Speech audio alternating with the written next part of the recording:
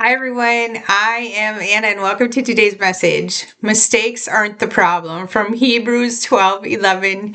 No discipline is enjoyable while it's happening, it's painful. But afterward, there will be a peaceful harvest of right living for those who are trained in this way. Now, today I want to talk to you about when something goes wrong in our life. Now, first, it's just part of being human. It reminds us that being humble and that we should be reliant on God's grace. Second, it helps us to understand that because God is working in our lives, His love is always bigger than our mistakes. Or what happens is sometimes when something goes wrong, it is actually going right. God works all things for the good of those who love Him and have been called according to His purpose because He loves us. And third, we just don't always get our way. Every mistake and every opportunity gives us the potential to mold us into someone that God desires us to be.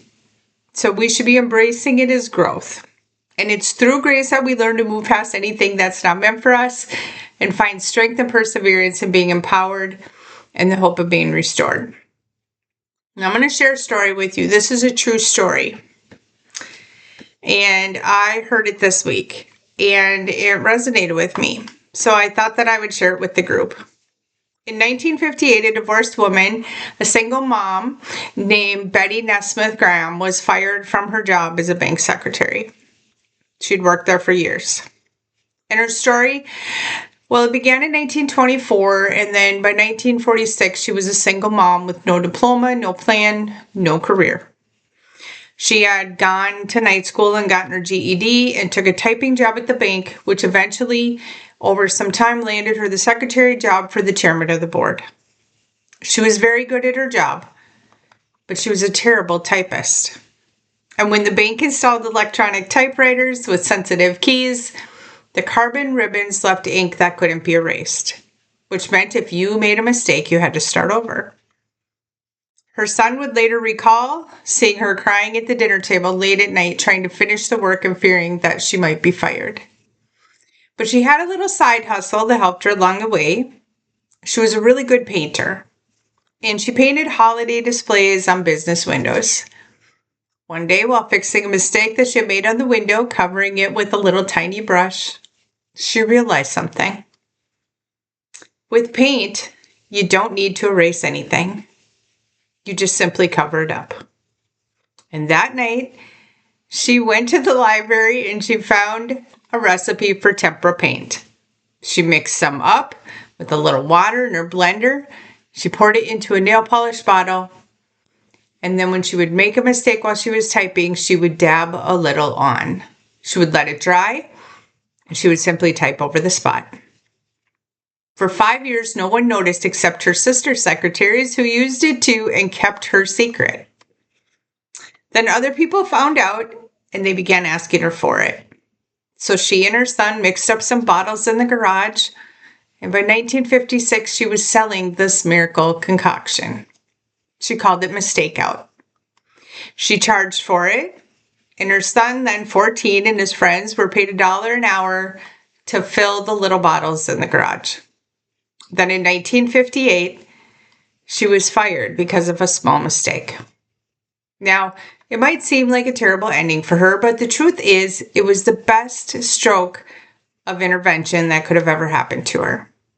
She prayed hard, and she renamed her product Liquid Paper.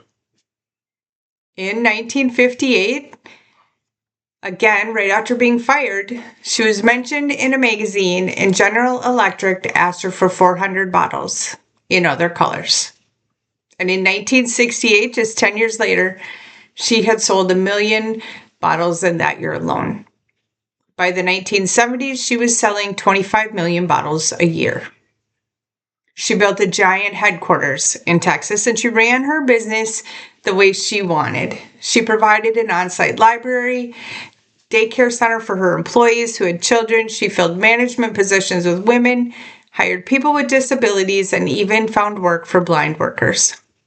She paid 75% of continuing education for her employees, and the employees voted on the decisions made which made the retention very high. They wanted to stay.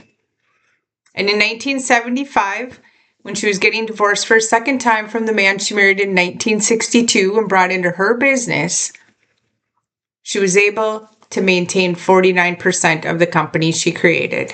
And he got the rest because she was sick. And in 1980, she died from a stroke at 56 years old. Now, you might think that is the time that her story ended, but it did not. Her fortune went to foundations that support women in business and art. Thousands and thousands of women have been supported by what she did.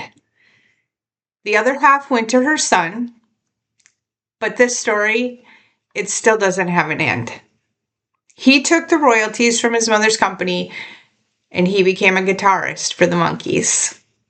And he developed a show with little short clips of music that aired on Nickelodeon. And it turned out to be the invention of modern music videos that over the next 30 years would transform the music industry and launch many new artists. So that divorced mother who got fired from her job, who was a terrible typist, invented something so profound that the earnings launched a massive change in the world in several ways.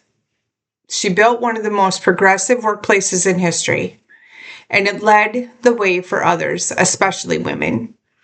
She created a product that literally changed the world, and she sold her company, and her son used the money and helped invent MTV. She proved something in her life, something incredible. She proved that mistakes were not the problem, but the opportunity. You see, discipline from mistakes and failures produces lasting results, and it enables us to find the life that God is offering to us. It moves us ahead. We get a new chance. So today's message is to keep moving, have patience and understanding, choose to be healing, be willing to learn, uplift others, choose kindness, and be encouraging, be love. As a Christian, that is our calling, not just for ourselves, but for others too. Everyone stumbles. That is human life. But we all get the chance to dance too. I don't know about you, but when I'm dancing, I look like I'm being stung by bees. But when I do it, somewhere in that dance is some holy ground, some opportunity, resilience, and definitely light. So today, my friends, my wish for you is that God fills you with all the joy and peace that you can hold while you trust Him and your journey, that you know that your soul overflows with hope by the power of the Holy Spirit. I hope you dance like nobody's watching, and I hope you remember that God has wonderful plans for you. I hope you understand that His love for you is so profound, and I hope that you share it with others. However it is in your life, I hope that you keep moving forward in faith. And my last thought for today is, what have you failed at that is really an opportunity that you just haven't yet launched? It really could be the best thing that's ever happened to you. You see, my friends, mistakes aren't the problem. It's really in how you manage them. In a world where you could be anything, choose to be love.